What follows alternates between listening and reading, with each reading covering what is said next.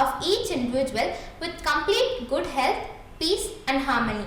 Ms. Sridevi had become the president of Reiki Center of India, Chennai in the year 2017 with the vision of health for all in the holistic way, which had motivated to start the holistic home at Kumbakonam in the year 2018.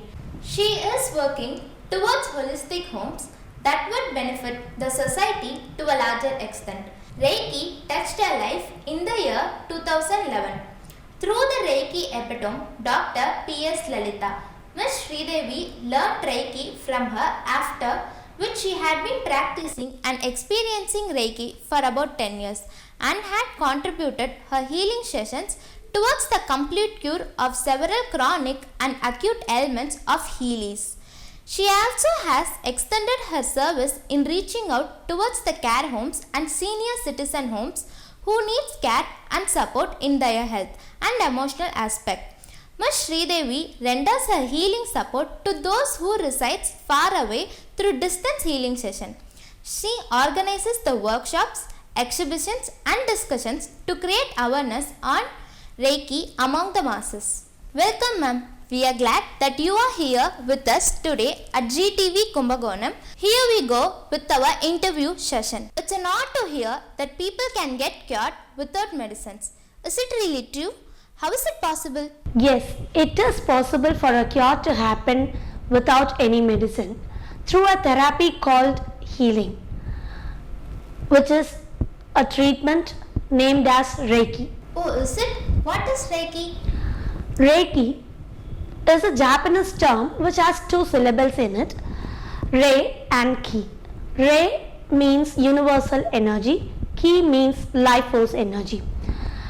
Rei and Ki in combination, we term it as universal life force energy.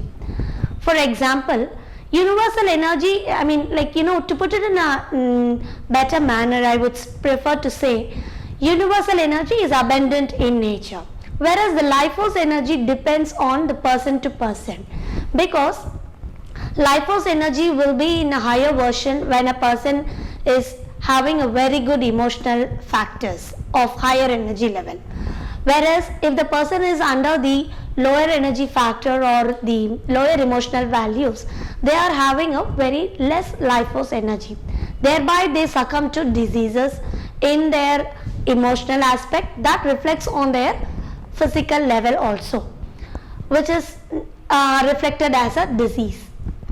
So to heal the person, the universal energy enters into the human body, it gets channelized into the human body through the cosmos and enters into the palms, and thereby the healing happens by the hands to the other person, where the cure has to happen. It sounds really surprising. How does Reiki work? Reiki first initially it derives the energy from the cosmos. As I said earlier, it gets channelized into the human body through the chakras. First it enters into the aura of the human body and then it enters into the chakras, and thereby the chakras, which are the energy centers in the human body, get balanced. Once the energy get balanced in the chakras, person is free from diseases. That is number one. Reiki acts at three levels, which is at the physical level and the emotional level and at the spiritual level also, because Reiki is a spiritual divine cosmic energy. You told the word aura. It is new to us. Can you explain in detail about aura?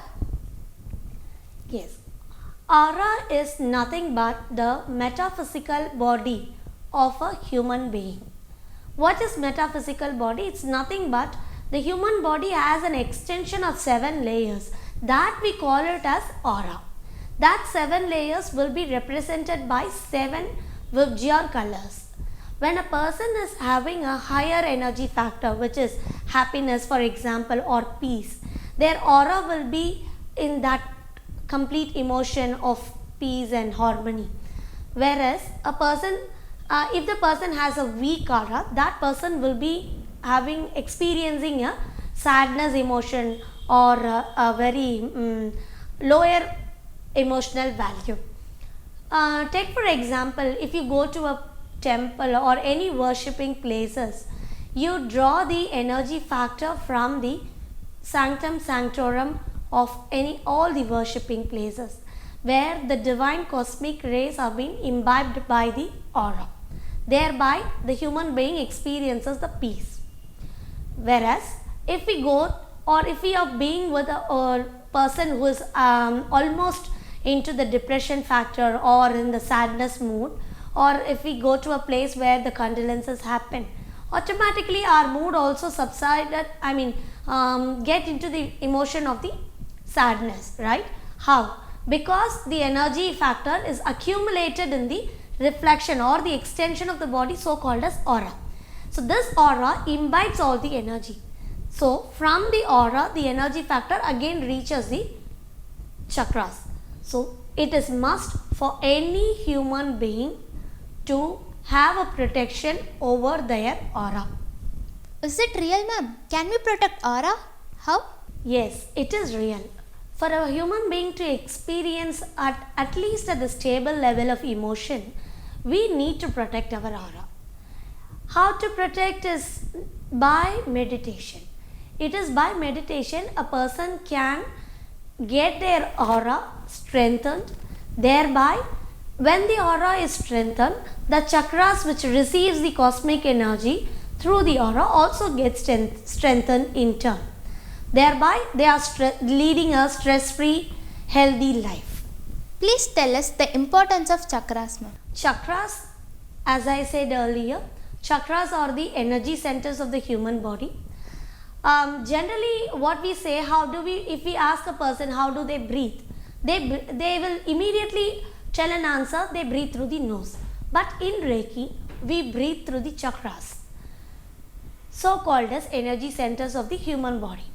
There are 7 chakras in our human body, which is the chakras are located in different places, and in 7 major chakras are there, 7 locations.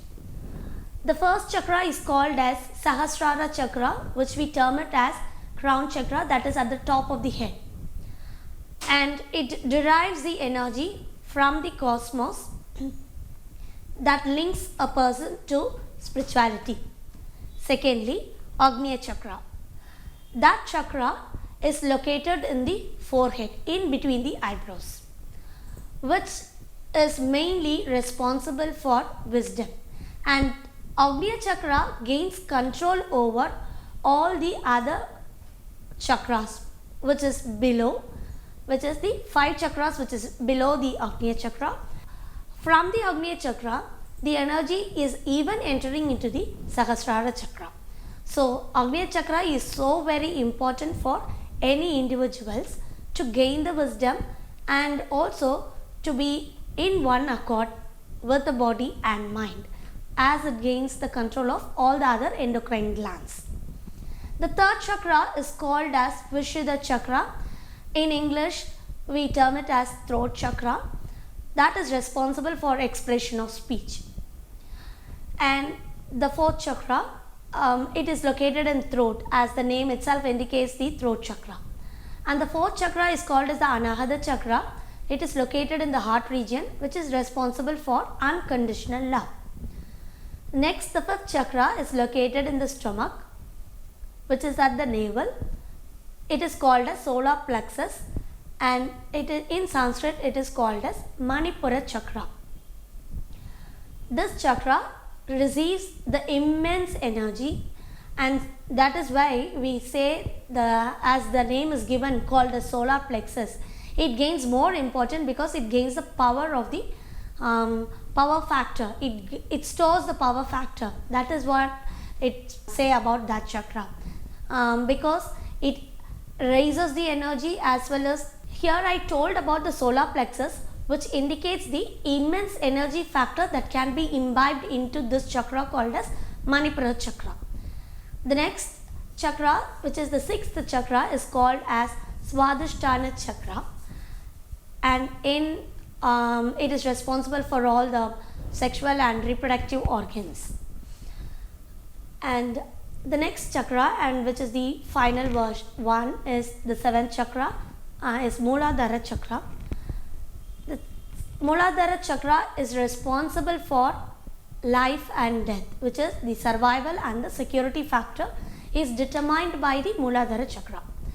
Actually, I have told these chakras from top to bottom, whereas Mooladhara chakra is the chakra which is formed initially because it is determining the life and death of the person. Mooladhara chakra is the chakra which is blossoming initially, that is giving life to the person. That is why it is called as root chakra.